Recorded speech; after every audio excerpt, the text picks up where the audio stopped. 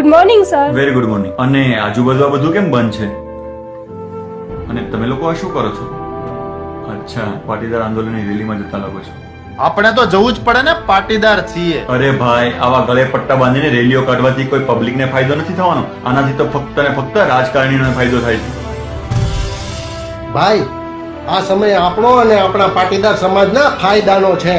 અરે યાર, આપણે આખા સમાજનું નથી વિચારવાનું. આપણે તો આપણું ઘર કેવી રીતે ચાલે એ વિચારો.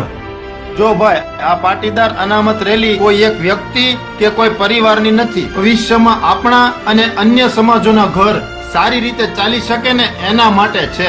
જો ભાઈ, તમારે લોકોને જવું હોય તો જાઓ, પણ તમારા જેવા 2-5 થી કોઈ ફરક નથી પડવાનો.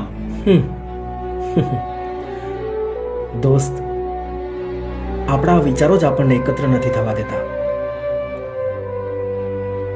ટીપે ટીપે સરોવર ભરાય, કહેવત સાંભળી છે ને?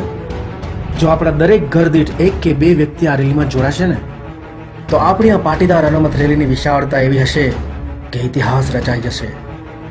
ભાઈ, તને પણ ખબર છે ને અમને પણ ખબર છે, આ રેલીનો હેતુ સરકારી યોજનાનો મફતમાં લાભ લેવા કે નોકરી મેળવવા માટે નથી.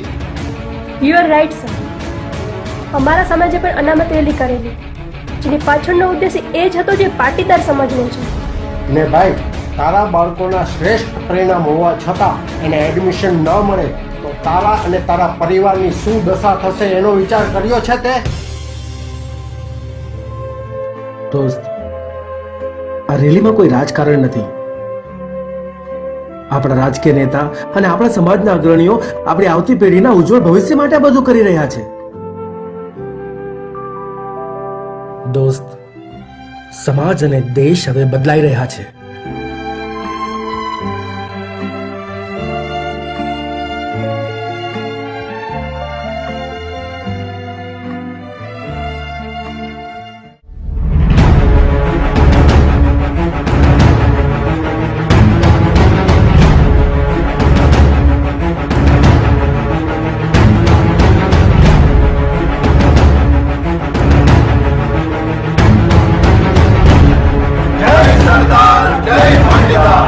ક્યાં તો દરેક સમાજને અનામત મળવું જોઈએ, યા તો અનામત હોવું જ ના જોઈએ.